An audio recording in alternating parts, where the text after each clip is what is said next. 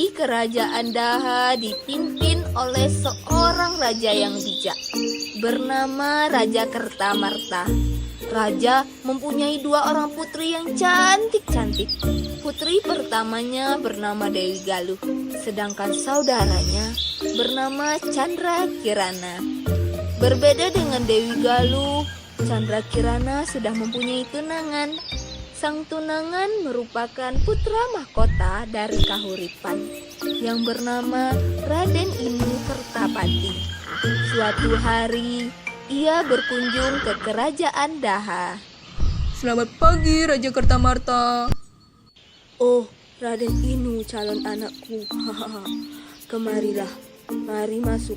Di sana ada calon istrimu, Chandra Kirana. Dia sedang bersama Dewi Galuh. Selamat pagi, Chandra Kirana. Selamat pagi, Dewi Galuh. Selamat pagi, Pangeran Inu. Kenapa? Kenapa selalu Chandra Kirana yang mendapatkan keuntungan? Akan kusingkirkan kau, Chandra Kirana. Rasa dengki Dewi Galuh terhadap Chandra Kirana membuatnya gelap mata. Dia pun pergi ke tempat nenek sihir untuk membantunya menyingkirkan Chandra Kirana. Apa yang membuat putri kerajaan datang di malam-malam begini? Aku punya permintaan. Bantu aku melenyapkan Chandra Kirana. Akan kuberi emas sebanyak yang kau mau.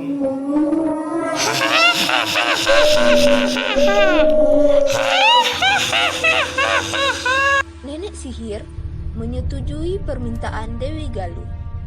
Ia mau bekerja sama dengan Dewi Galuh dengan imbalan sejumlah emas.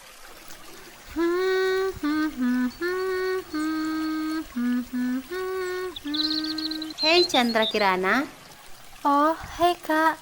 lihatlah kemari. Ini bunga yang dulu kita tanam. Hah? Siapa nenek itu, Kak?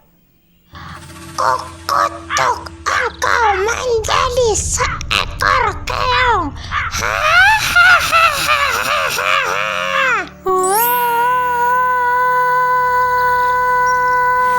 Tiba-tiba, sekujur tubuh Chandra Kirana diliputi asap tebal. Ketika asap menghilang, terlihat Chandra Kirana telah berubah menjadi seekor keong emas.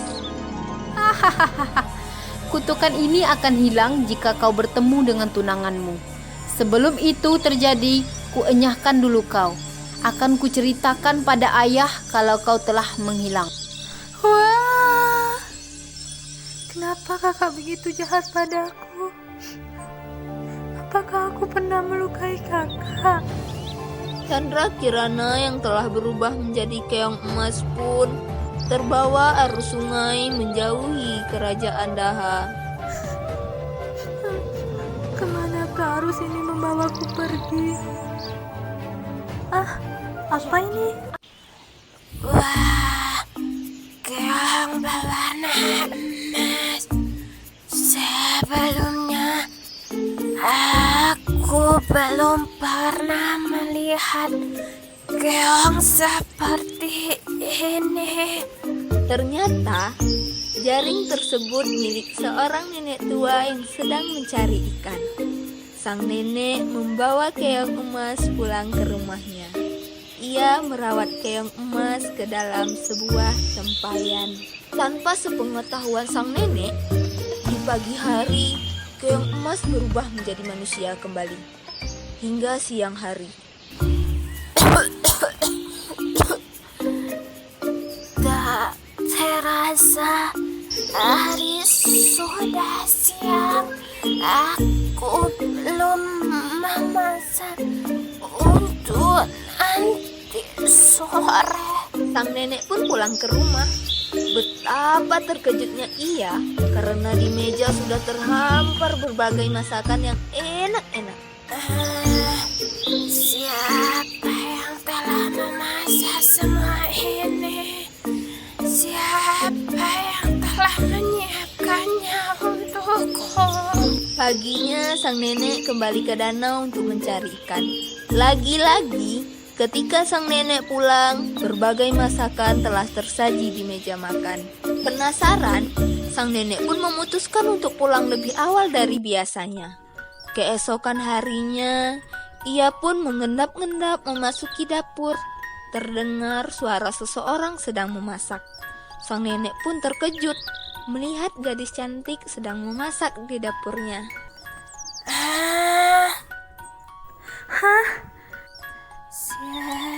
Siapakah engkau, wahai gadis cantik? Chandra Kirana pun menceritakan semua kepada sang nenek. Ia juga bercerita kalau kutukannya akan hilang sepenuhnya jika ia bertemu dengan tunangannya Raden Inu. Entah kapan kutukan ini akan berakhir, Nek. Sabana Kirana, berdoalah terus. Suatu saat pasti doamu akan terkabul.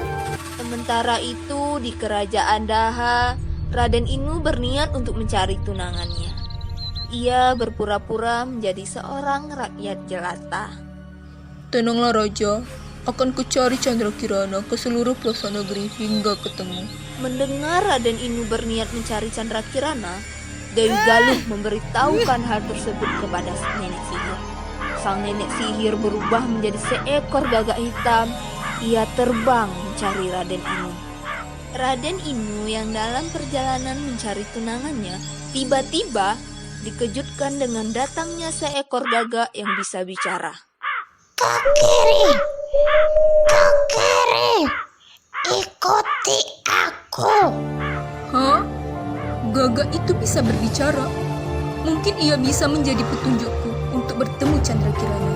Raden Inu pun mengejar gagak tersebut.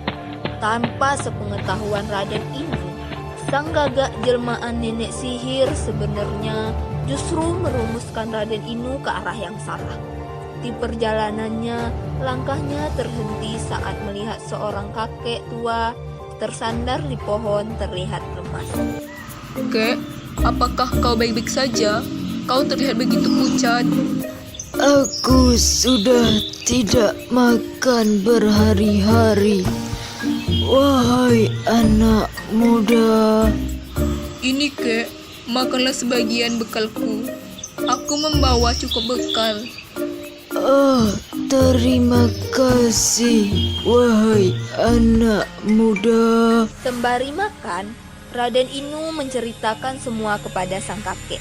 Raden Inu juga menceritakan bahwa ia mengikuti gagak yang bisa bicara tersebut. Tanpa diduga, sang kakek mengayunkan tongkatnya ke arah sang gagak. Gagak pun terjatuh. Gagak yang terjatuh berubah menjadi nenek sihir kembali. Ternyata sang kakek itu adalah orang yang sakti. Ia juga memberitahu kalau gagak itu jelmaan nenek sihir yang jahat. Ia juga menyuruh Raden Inu untuk mencari Chandra Kirana di desa Dadapan. Sesampainya di desa Dadapan, ia berhenti di sebuah rumah pondok untuk meminta air minum. Ketika hendak meminta air minum, betapa terkejutnya Raden Inu. Ternyata ia berhenti di rumah sang nenek yang merawat keong emas Chandra Kirana. Sang nenek nampak kaget sekaligus gembira melihat sosok Raden Inu. Perjumpaan Raden Inu dan Chandra Kirana membuat kutukan Chandra Kirana berubah. Mereka kembali ke kerajaan Daha. Chandra Kirana menceritakan semua kepada ayahnya. Takut akan mendapatkan hukuman, Dewi Galuh segera melarikan diri dari kerajaan Daha dan tak pernah kembali lagi. Akhir cerita, Chandra Kirana dan Raden Inu hidup bahagia. Sang nenek yang telah merawatnya ikut diboyong ke istana.